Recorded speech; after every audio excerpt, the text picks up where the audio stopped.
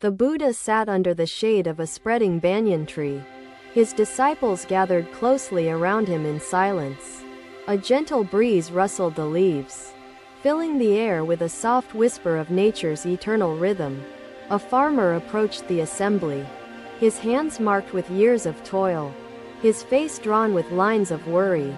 He bowed low before the Buddha, his voice trembling with both reverence and hesitation as he asked his question. "Master," the farmer began, "how shall I cultivate the earth while walking the path of harmony and compassion?" The Buddha met his gaze with serene eyes, radiating calmness and a profound understanding of the human heart. To till the soil, the Buddha began, is to embrace the interconnectedness of all life upon this earth. The land you cultivate does not belong solely to you, he said, but to all beings who depend upon it. Begin with mindfulness, he continued, for the way you sow your seeds reflects the intentions within your heart. The rustling leaves above us seem to whisper ancient secrets, a symphony of nature. Once, the Buddha began, there was a young warrior, celebrated for his strength and valor in battle. Consider the ants, he said, whose colonies work tirelessly, shaping the soil for the benefit of many creatures. Respect their labor and tread with care, for each footstep upon the earth carries the weight of your intent. I listened intently, my thoughts intertwining with his tale. Seeking hidden meaning, the warrior climbed a treacherous mountain, the Buddha continued, in search of a hermit reputed to hold the secret of immortality. The soil, like any living thing, requires periods of rest to regain its strength and sustain life abundantly. Rotating crops, he said, ensures the soil is not drained of its vitality by relentless cultivation of one kind. The farmer interjected, but, Master, our needs are great, and the seasons are brief. How shall we meet life's demands? The Buddha's lips curved into a gentle smile, his calm presence easing the farmer's anxieties. Greed and haste are like flames, the Buddha replied, that consume the very thing they seek to preserve. Share your harvest with generosity, he said, and you shall create an ecosystem of mutual support and gratitude. Give back to the earth, he added, by planting trees and nurturing the soil with care. As a steward of life, the disciples exchanged thoughtful glances, each reflecting on the implications of the Buddha's teachings in their own lives. The Buddha placed his hand on the ground, his palm flat against the cool, moist earth beneath the banyan tree. The earth is our teacher, he said, offering its bounty without expectation, a model of selfless service and generosity.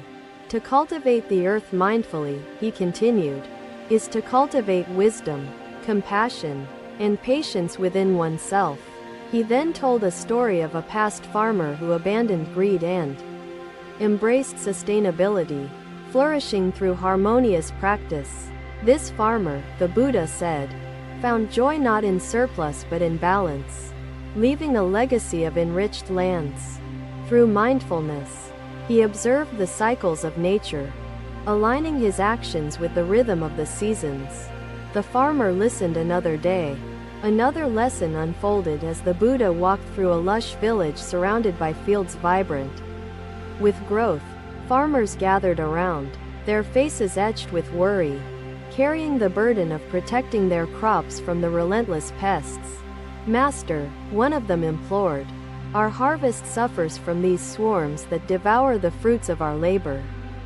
The Buddha observed the fields carefully, his calm gaze following the movements of creatures small but full of purpose.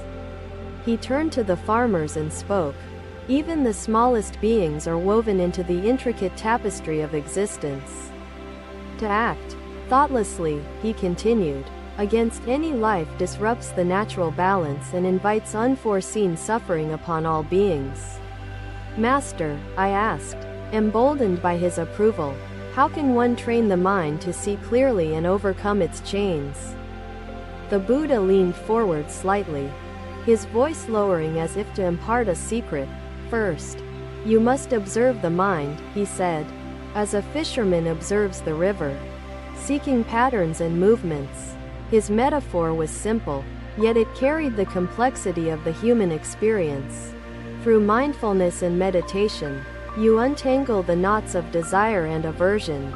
This herb, he said, repels pests naturally. Planting such companions alongside your crops can guide them elsewhere without harm. Indeed, he said, but even the wildest horse learns with patience, consistency, and compassion.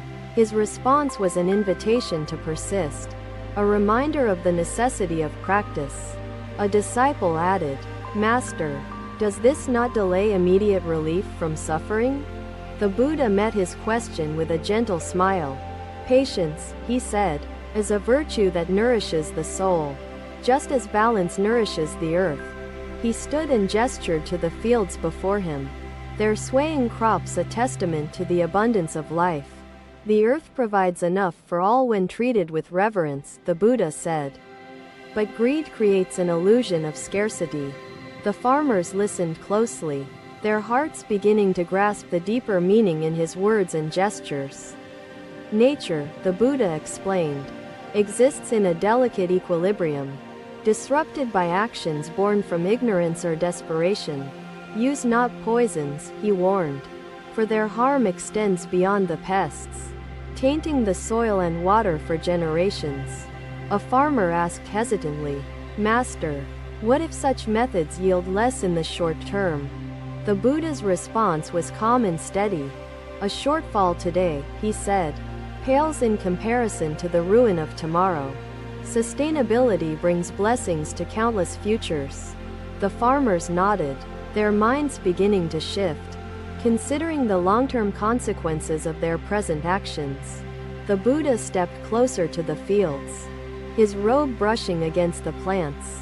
As he observed their vibrant energy, he spoke again, his voice carrying the rhythm of truth. "Care for the earth as you would for your kin. Your crops," he said, "are not merely possessions but lifelines that connect all beings in the cycle of existence." The sun began its slow descent, casting a golden light over the scene.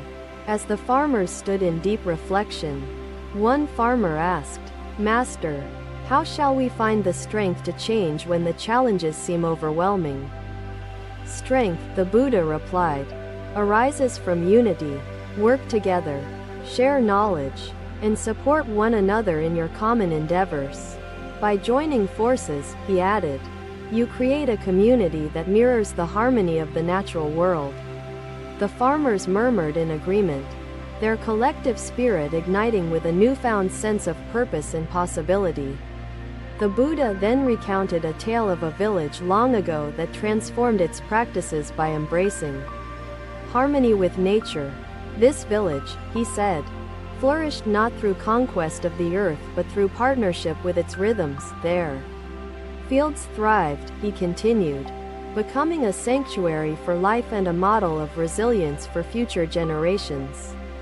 The farmers listened intently, visualizing their own fields as places of prosperity rooted in compassion and understanding. A disciple asked, "Master, does this approach not require us to change not only methods but also our hearts?" The Buddha nodded, his serene expression glowing in the fading sunlight. "Indeed, transformation begins within before manifesting outwardly. Open your hearts," he advised, "to the wisdom of nature, and you shall find guidance in her unwavering cycles." The farmers bowed deeply, their gestures conveying both respect and a commitment to implementing the teachings they had received. The mind, like a river, flows ceaselessly, often turbulent and unclear, the Buddha continued. It carries thoughts, emotions, and desires, shaping our experiences of the world. As the light dimmed and stars emerged in the twilight sky, the farmers dispersed, their hearts buoyed by renewed resolve. The earth seemed to sigh in contentment, its cycles untouched, as if in gratitude for the wisdom shared that day. Another moment of wisdom unfolded as the Buddha gathered his disciples beneath the light of the full moon. farmers joined the assembly, carrying baskets brimming with the fruits of their labor, hearts filled with anticipation and gratitude. "Master," one farmer asked, "the harvest is abundant this season. How shall we honor this gift from the earth?" The Buddha smiled, his face radiant with serenity, as he gestured to the shimmering light that bathed the landscape. "Gratitude," he began, "is the first step in honoring the earth and all its treasures. A grateful heart enriches all actions." He continued, "The harvest is not merely an accumulation of crops, but a testament to your mindfulness and dedication to the land."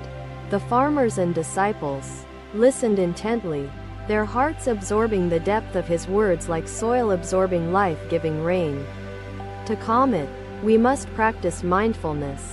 His words resonated deeply, inspiring quiet contemplation among the disciples. "Accept each season," he said, "without attachment to the past or fear of the future." As the moon waxes and wanes, the disciples exchanged thoughtful glances, reflecting on the lessons of impermanence and their resonance with everyday life. Through mindfulness, we observe the mind without judgment, understanding its transient nature, he said. This understanding begins to dissolve the illusions that bind us to suffering, the Buddha added. Honor this interconnectedness, he continued, by treating each grain not as mere sustenance but as a sacred gift. The farmers bowed, their hearts swelling with reverence for the wisdom that elevated their work beyond mere material pursuits. One farmer stood and asked, "Master, how shall we prepare for the inevitable challenges that accompany each harvest cycle?" "Prepare your spirit," the Buddha replied, "with patience and resilience, for challenges are a fertile ground for inner growth. Meet hardship," he said, "as a farmer meets drought, by nourishing the roots of strength and watering the seeds of hope." The farmers murmured their agreement, the air filling with collective resolve to face the future with courage and mindfulness. The Buddha then recounted a story of a village that thrived by accepting both abundance and scarcity as part of life. This village, he said, balanced their harvests not through hoarding but through sharing, creating a community woven in trust and support. Their soil, he continued, flourished as their hearts did, free from greed and rich in harmony with nature's cycles. The farmers imagined their own village transformed, the possibility of a harvest not just physical but spiritual in its bounty. The Buddha turned to his disciples and said, "These teachings apply not only to fields but to the hearts of all beings. To cultivate mindfulness and compassion," he said, "is to reap a harvest that transcends time, sustaining generations yet unborn." The moonlight danced across the gathering, illuminating each face with a glow of understanding and quiet determination. One disciple asked, "Master, how can we nurture the seeds of wisdom in our hearts as farmers nurture their crops?" "Begin with intention," the Buddha replied. "Each thought, like a seed, planted with care and watered with the light of mindfulness." The farmers and disciples nodded, their gestures conveying a shared sense of purpose and harmony under the moon's steady light. "Celebrate each harvest," the Buddha said, "not only for its abundance but for the lessons it imparts upon your spirit." "The harvest," he continued, "is not the end but a beginning, a chance to renew your connection with the earth." The air was crisp, carrying the scent of pine, and the distant hum of a river reached their ears, within the monastery walls. A monk sat alone, his posture rigid, his gaze fixed on the horizon beyond the mountains. "Share your harvest," he continued, "not only in crops but in kindness, for generosity bridges the gaps among hearts." The farmers felt a deep sense of peace, their worries replaced by hope for a future rooted in shared understanding. As the night deepened, the Buddha spoke of the moon above, its light guiding travelers in moments of darkness. "The harvest," he said, "is a light that dispels the shadows of fear and doubt, a beacon of interconnectedness. Revere the earth," he added, as you would revere the light. For both nurture your journey through impermanence. The disciples and farmers bowed deeply, their hearts inspired to honor the earth and its cycles with renewed commitment. The Buddha concluded, "Let your actions mirror the rhythm of the seasons, each step taken with mindfulness and compassion."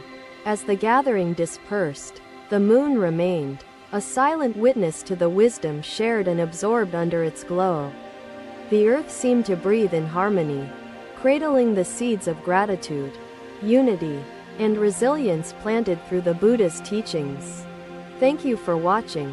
Buddha's teachings are always with you. Subscribe to our channel and we will see you in the next video.